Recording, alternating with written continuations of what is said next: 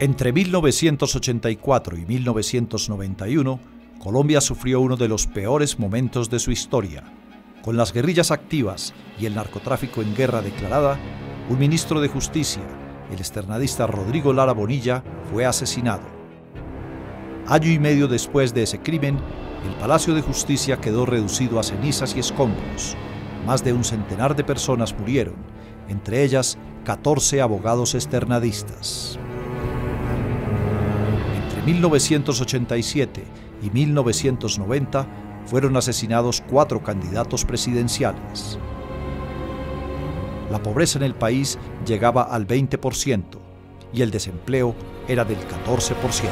La década de los 80 para los colombianos quedó marcada en la memoria como una de las décadas más violentas del país. Una década de violencia política, una década de crecimiento agigantado y sin precedentes del narcotráfico, una década en la cual empezaron a aparecer los vestigios clarísimos del paramilitarismo, con diferentes políticas, algunas respaldadas por el Estado, el surgimiento de grupos de defensas regionales.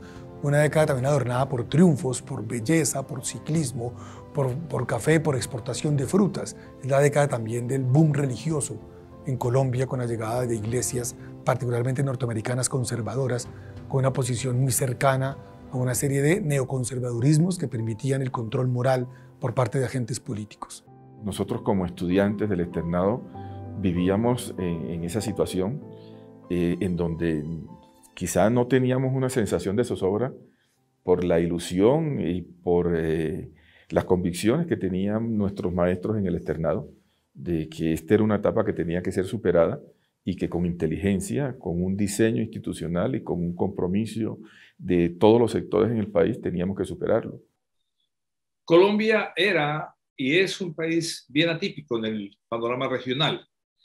Entre la Segunda Guerra Mundial y la Constituyente, creció su Producto Interno Bruto entre 4 y 5% frente a grandes recesiones, por ejemplo, en Argentina.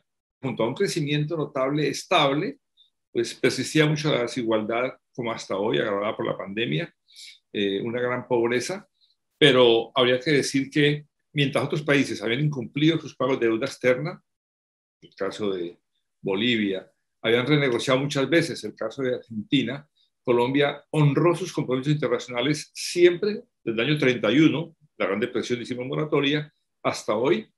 Y entonces lo que sí había en Colombia era una sola inquietud.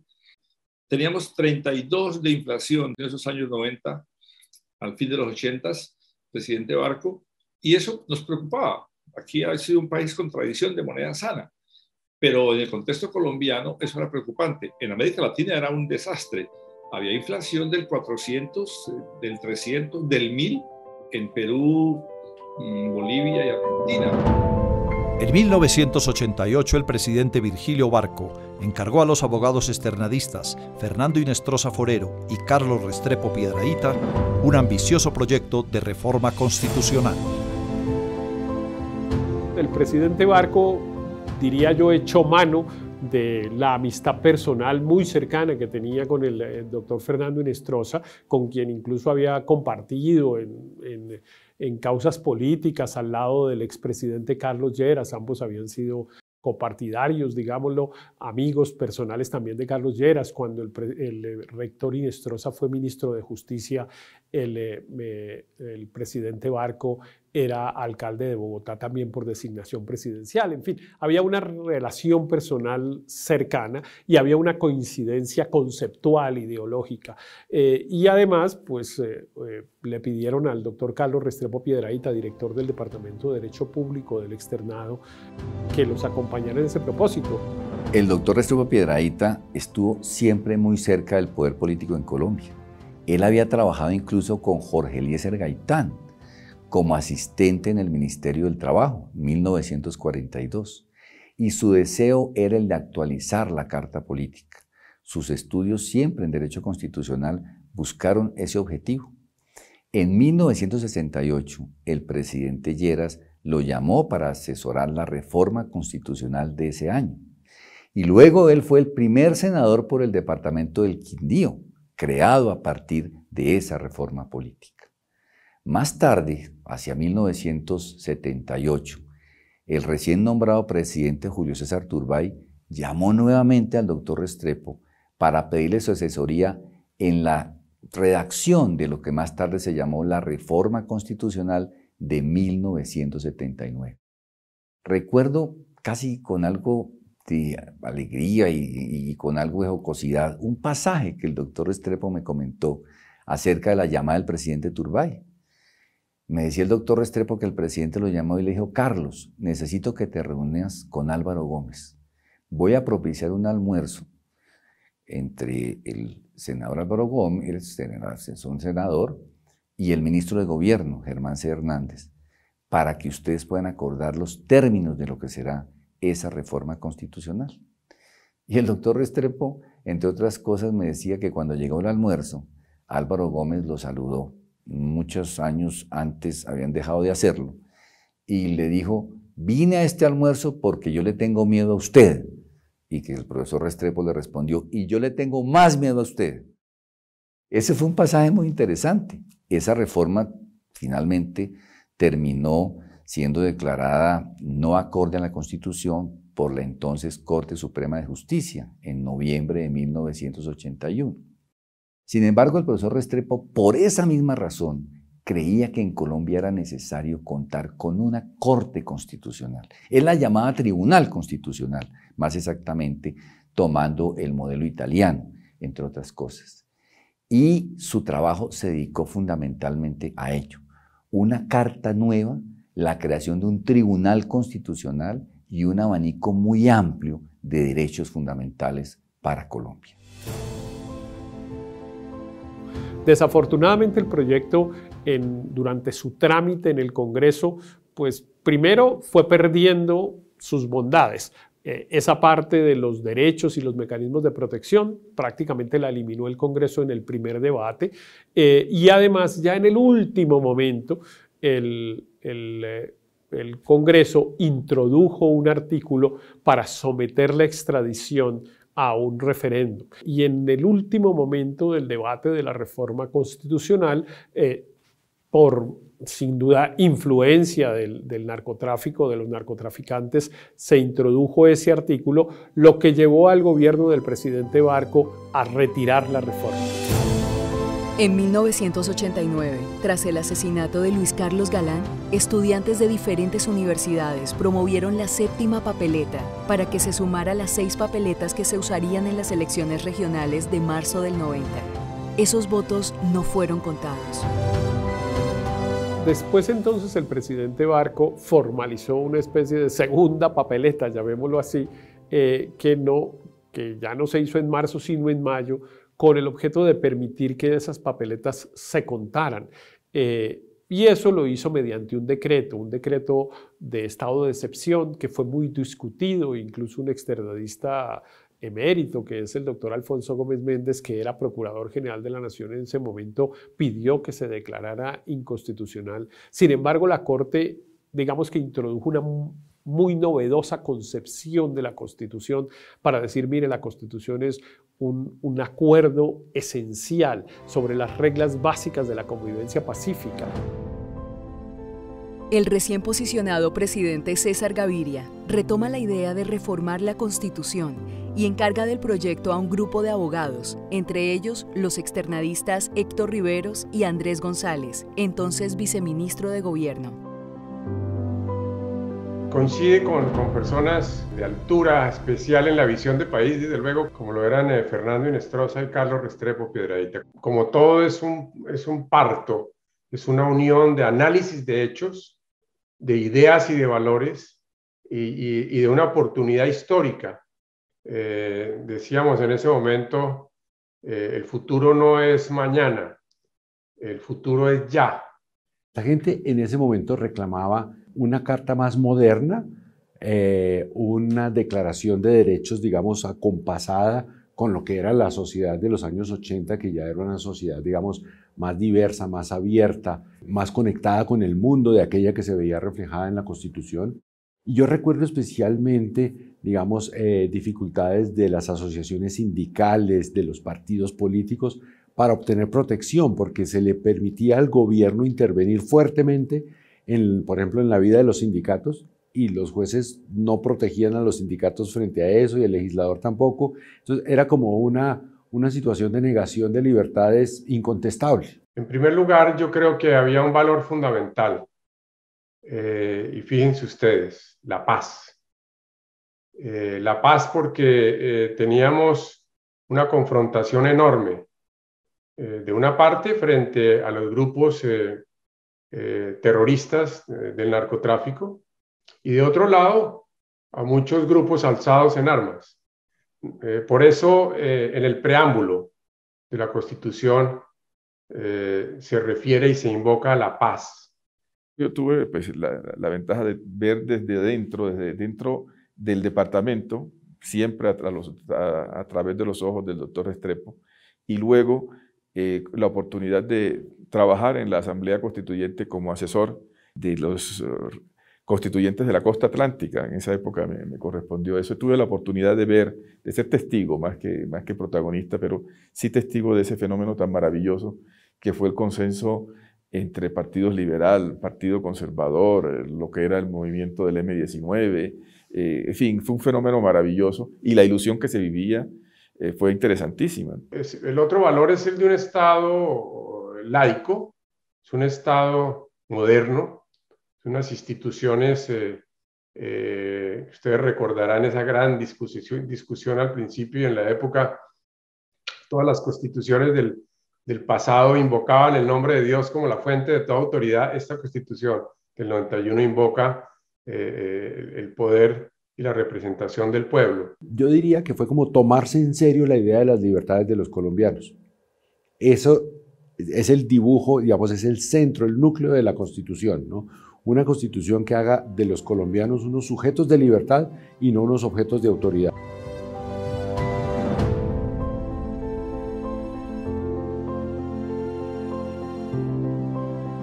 Pero donde teníamos que pasar un gran desafío eran los mecanismos para garantizar que esos derechos se cumplieran, fuesen protegidos. Y allí es donde se estructura la jurisdicción constitucional, entre otras figuras, la Corte Constitucional, la guardiana de los derechos y las distintas instituciones de la justicia. Pero la Corte Constitucional era la última instancia que tenía que resolver una gran pugna de vanidades entre distintas instituciones judiciales en Colombia y logra pasar como una de las grandes instituciones, hoy orgullo de Colombia en todo el mundo y en todo el sistema interamericano. Eso hizo que el externado durante esos años 90, 91 fuera una especie de foro de discusión de buena parte de esos temas. El doctor Humberto de la Calle participó en varios foros en el externado, pero el propio presidente de la República, el presidente César Gaviria, justamente vino al externado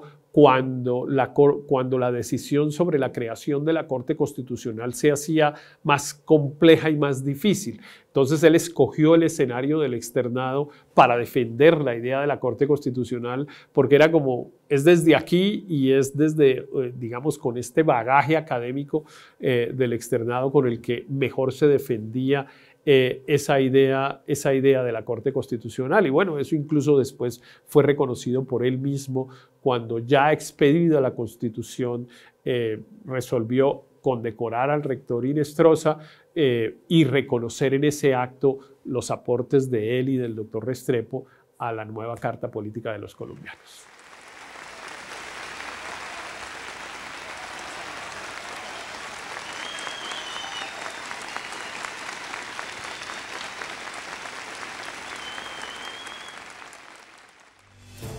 Permítanme aprovechar la oportunidad para reconocer personalmente y como presidente de la República el halo inspirador que representó el externado en todo el proceso de reforma constitucional que terminó con la expedición de la Carta Política que los colombianos nos dimos en 1991, la crítica permanente a la Constitución de 86, el símbolo que representaba haberse fundado al decir de Germán Arciniegas como la Universidad Liberal de Santiago Pérez y los grandes del radicalismo, vertiente de la política colombiana opuesta a esa constitución, y los muy importantes aportes que los doctores Hinestrosa Forero y Restrepo Piedrahíta hicieran a los diversos proyectos de reforma constitucional, en particular en el que llevamos a la consideración del Congreso en el año 88, permiten afirmar que buena parte de los principios rectores del externado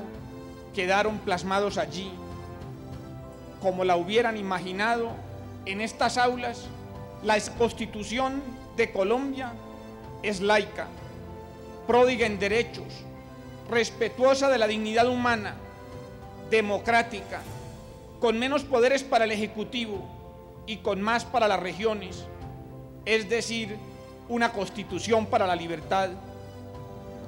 Sin duda alguna, la Constitución desató la revolución de los derechos y puso al juez constitucional en una posición de preeminencia en cuanto a que es el supremo garante de la protección y el reconocimiento de los derechos, facilitando extraordinariamente el acceso de los ciudadanos a la justicia a través de las distintas acciones constitucionales y principalmente la acción de tutela, como resultado de lo cual entonces encontramos un Estado que actúa mucho más positivamente y que interviene de manera eficaz con el apoyo y la impulsión de los jueces para la protección de los derechos humanos.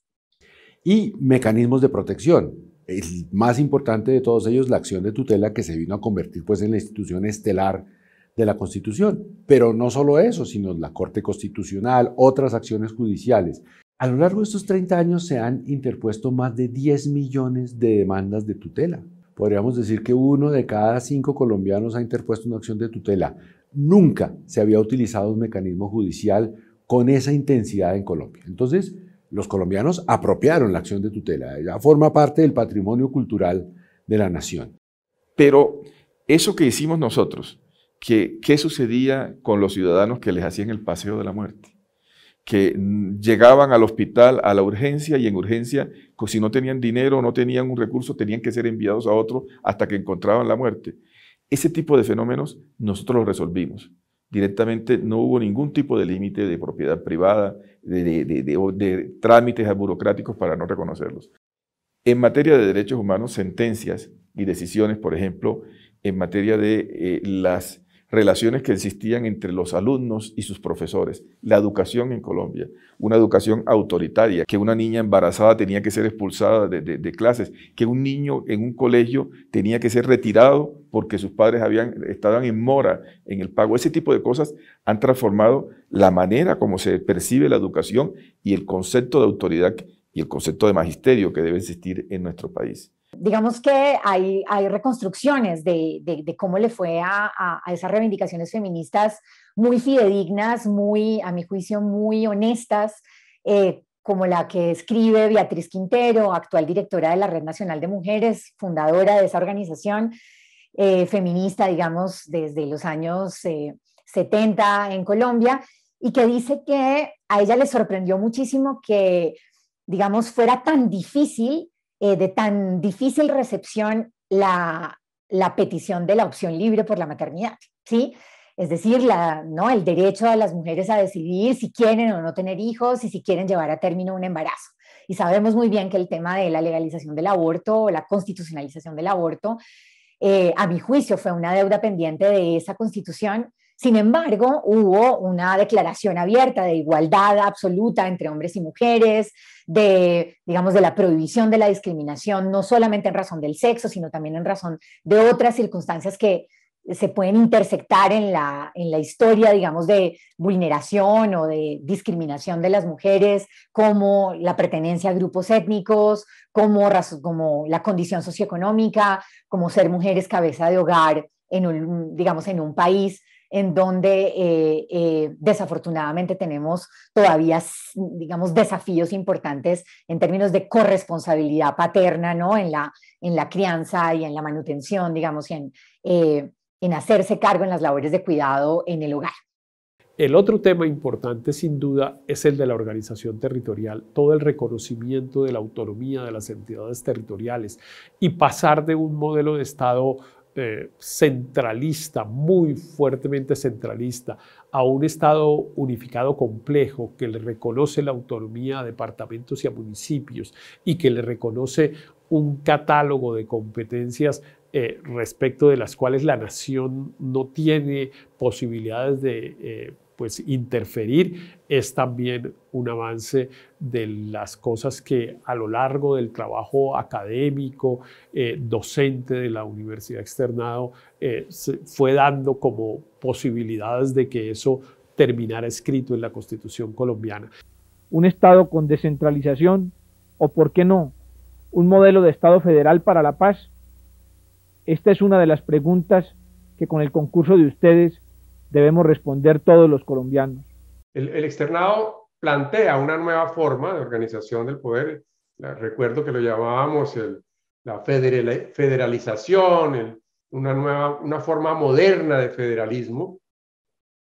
Damos una gran pelea al interior de todas las fuerzas. Llegamos a mitad de camino. Hubo no solamente propuestas de federalismo, sino también de regionalismo, de división del territorio en provincias, todo ello para sustituir los desacreditados departamentos. Sin embargo, muy sorprendentemente, a la postre, esas iniciativas de renovación no lograron contar con los votos suficientes y sobrevivió el departamento aparentemente con una situación de cuidados intensivos, pues nada hacía creer que el departamento sobreviviría mucho tiempo después de la constituyente. Sin embargo, han transcurrido ya 30 años y lo que hemos visto es que el departamento ha venido fortaleciéndose gradualmente. Como consecuencia de todo ello entonces, esta es la gran reforma que quedó pendiente en el 91, la reforma territorial. Situación muy diferente es la del título 12, donde se establecen los instrumentos para la financiación de las entidades territoriales, en donde yo encuentro que se ha producido el efecto de renovación más importante, puesto que gracias a lo que hoy se conoce como el Sistema General de Participaciones y el Sistema General de Regalías, las entidades territoriales han podido administrar unos presupuestos de mucha importancia para generar de manera equitativa en todo el territorio nacional desarrollo, construir obras públicas y mejorar la prestación de los servicios públicos, con un énfasis muy importante que hace la Constitución en cuanto a que esos recursos que son importantes deben destinarse preferencialmente para garantizar la prestación de los servicios de la salud, la educación, el saneamiento básico y el agua potable. Este es el tema más innovador, más trascendental de la Constitución en lo relacionado con la organización territorial. Creo que la Constitución del 91 está todavía por desarrollar. Es realmente triste que desde que sale la Constitución del 91, pues la Ley de Ordenamiento Territorial fue promulgada muchos años después, casi 20 años después, sale la Ley de Ordenamiento Territorial, la 1154. Y así nos ha pasado. Sin embargo, debemos anotar, en el 2019 sale la Ley de Regiones, porque es una realidad. Reconocer nuestra diversidad, nuestras diferencias, es necesario. Las últimas jornadas de protesta nacional nos llevan a pensar en el territorio, a no quedarnos solamente legislando en el centro, sino a tener en cuenta nuestras diferentes realidades. Así que la Carta Constitucional lo que necesita es verse materializada, necesita escuchar a la base territorial para así poder darle vía y poder hacer mucho más grande pues la vida de cada uno de los habitantes de este hermoso país. La Constitución estableció un Banco de la República Central, autónomo, independiente, formado por técnicos, concentrado en defender la moneda sana. Dice la Constitución, su objetivo es defender la moneda sana y lograr la baja de inflación, Hay gente que critica eso diciendo, y si la inflación llega a cero, ¿cómo va a bajar más? ¿Habría deflación? O también, ¿por qué no hace lo del Banco Central de Estados Unidos, la Fed, que tiene como objetivos cuidar la moneda y proteger el empleo y el desarrollo? Pero en el caso colombiano había la decisión de que el banco fuera independiente por la siguiente razón. Gente como el presidente López Miguelsen y Palacio Rudas criticaban que el Banco República tenía la emisión de la moneda y entregaba plata a particulares. Y se logró entonces quitarle al Banco República la función de entregar plata a particulares, no lo podía hacer, sacar a los gremios de la Junta Monetaria, dejar un solo ministro y preservar la autonomía del banco, lo cual, hay que decirlo, al cabo de 30 años ha funcionado bastante bien. La inflación está en torno a 1.1%, que es bien bajo. Ha habido unos meses con deflación por la pandemia, pero creo que el arreglo institucional que se hizo con el banco fue exitoso y ha funcionado bien. El 4 de julio de 1991, 5 meses después de haber sido instalada, los 70 asambleístas proclamaron la nueva Constitución. Lo hicieron en coro los 3 presidentes: Horacio Serpa, del Partido Liberal; Álvaro Gómez Hurtado, que había estado secuestrado pocos años antes por el M-19, una guerrilla ya entonces desmovilizada y representada en la Constituyente por Antonio Navarro. Se escuchó este coro histórico. En nombre de la Asamblea Nacional Constituyente, los presidentes, en representación del pueblo, proclamamos la nueva Constitución de Colombia.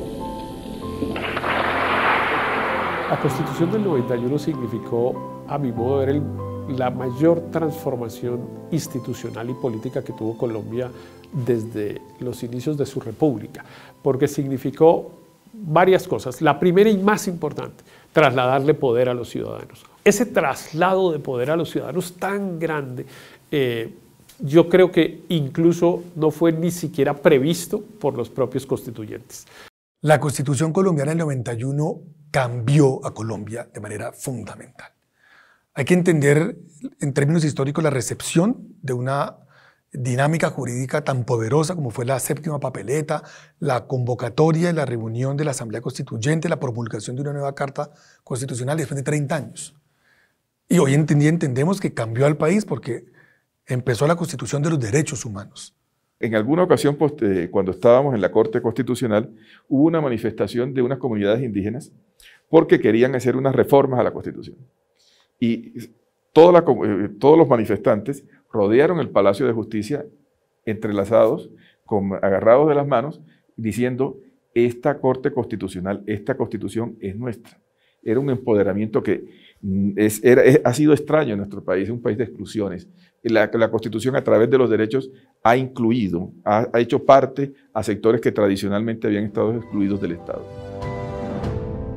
La Constitución del 91 generó unos efectos muy importantes en nuestra casa de estudio, porque dio lugar a la transformación del foco de atención en la Facultad de Derecho principalmente. Antes de 1991, el externado se había ocupado de desarrollar ciertas áreas, de darle relevancia a ciertas áreas de estudio.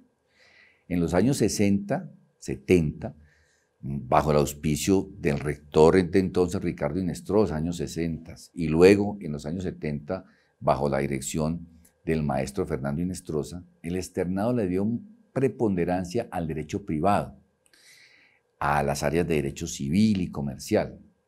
Más tarde, el profesor Alfonso Reyes Echandía orientó el estudio del externado hacia el derecho penal y creó una gran escuela de derecho penal.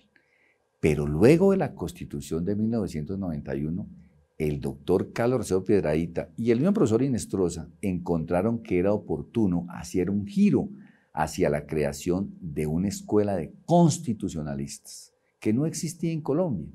Antes nadie era experto o especialista en derecho constitucional. Fue a partir de ese momento que nació una nueva escuela de profesores. El profesor Restrepo, entre otras cosas, inspiró los primeros viajes de profesores al exterior, la formación de doctores, el estudio de especializaciones y maestrías en Europa y en otras latitudes.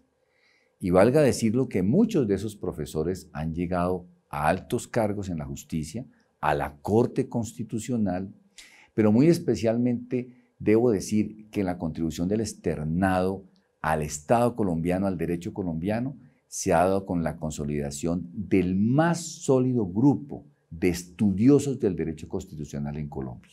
Hoy contamos con un número no inferior a 50 docentes dedicados al estudio, al análisis y a hacer profundidad de esta importante temática en el mundo, con un reconocimiento no solo nacional, sino internacional. Yo diría que en el momento actual a la Constitución sí se le podrían hacer algunos agregados en materia de derechos, porque en 30 años el mundo se ha movido. Por ejemplo, en la Constitución no aparecen derechos relacionados con la robótica, con la inteligencia artificial, con los algoritmos, y eso es algo que está en las preocupaciones de hoy, ¿no? De cómo proteger a los individuos frente a estos avances de la tecnología. De eso no aparece nada en la Constitución. ¿Se puede mediante interpretación lograr una protección adecuada? Sí, pero probablemente fuera mejor incluir esos derechos nuevos. Lo mismo cuestiones como la renta básica, el agua potable, son, digamos, reivindicaciones más recientes que no aparecen en la Constitución.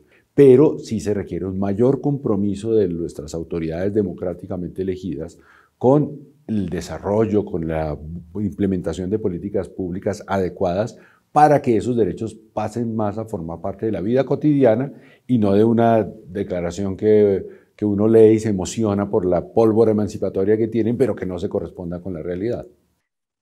Yo pienso que la gran conquista de la Constitución del 91 fue que la ciudadanía entendiera que eso no era un concepto vacío, sino que tenía un contenido y una posibilidad de ejercicio real. Yo pienso que la gran deuda de la Constitución del 91 es con la verdadera democracia participativa. Yo creo que todavía falta deselitizar aún más el poder político en Colombia y la Constitución del 91 intentó resolver ese problema, pero no lo logró modificar del todo. Él reconoce que Colombia es un país diverso, que constitucionalmente debe reconocerse y no debe dejarse de lado ni escatimar ningún esfuerzo para que esta diversidad viva sus derechos fundamentales, religiosa, política, étnica, etc. Si hemos de anotar falencias en el funcionamiento de nuestras instituciones y en el desarrollo de las normas constitucionales, ello no es propiamente culpa de la Constitución, es culpa más bien o responsabilidad de quienes tienen el deber de darle cumplimiento a la Constitución y a las leyes. En primer lugar, por supuesto, los gobiernos y las instituciones políticas, el Congreso, los partidos políticos, los dirigentes. En este sentido, entonces, yo creo que se observa de manera evidente que el sistema político le ha fallado al país, no ha estado a la altura de la altísima calidad de nuestra Constitución, que ha sido objeto de estudio y de debate por parte de los especialistas y los científicos más autorizados del mundo entero, pero lamentablemente tenemos un sistema político muy deficiente, muy poco moderno, y la corrupción es un fenómeno que ha venido avasallando a lo largo y lo ancho de la estructura del Estado. El problema en nuestro país es de un gobierno que tiene que ser un gobierno mucho más eficaz. En Colombia tenemos una gran paradoja, ¿no? Un presidencialismo fuerte con una administración pública débil. Es necesario fortalecer nuestra administración pública y colocar en sus justas proporciones el poder presidencial. Nuestra Constitución tiene todos los elementos para salir al paso, para dar los instrumentos para que los distintos partidos políticos, los distintos movimientos, efectivamente puedan trabajar y resolver esos problemas que está dando. El derecho per se no resuelve los problemas. El derecho es un instrumento para que nosotros, los colombianos, nos empoderemos y con nuestra inteligencia e iniciativas resolvamos los problemas. Para eso está la Constitución, para darnos ese marco y esas posibilidades. De manera que se lograron grandes avances fundamentales, al haber sustituido un modelo de organización del Estado arcaico, autoritario, superado por la modernidad, por un nuevo esquema de libertades, de nuevas instituciones, pero subsisten allí muchos de los retos y de los desafíos. Y hay que decirlo para concluir, si medio país es informal, el régimen de salud es insostenible. Si medio país es informal, la tributación no será suficiente. Si medio país es informal, no habrá una innovación en productividad porque son gente que trabaja de modo precario. Y eso corresponde a los gobiernos, a la política de desarrollo, a la política social, y la Constitución lo permite, no es un problema la Constitución. Creo que nuestra Constitución es una Constitución muy viva, es una Constitución que cuenta con muchas instituciones fuertes, es una Constitución que está por desarrollar en muchos campos, es una Constitución a la cual debemos acudir para resolver los grandes problemas que hoy nos aquejan. Creo que no es necesario ningún movimiento de reforma distinto a concentrarnos en la aplicación de los principios constitucionales, el desarrollo de esas instituciones y sobre todo la garantía de la democracia que está contemplada en nuestra Constitución. Creo sinceramente que la solución a estos desafíos que hoy está viviendo la sociedad colombiana los encontramos desde el punto de vista jurídico en la aplicación y el desarrollo de nuestra Carta Política. Para los problemas de democracia, creo firmemente en que lo que necesitamos es más democracia.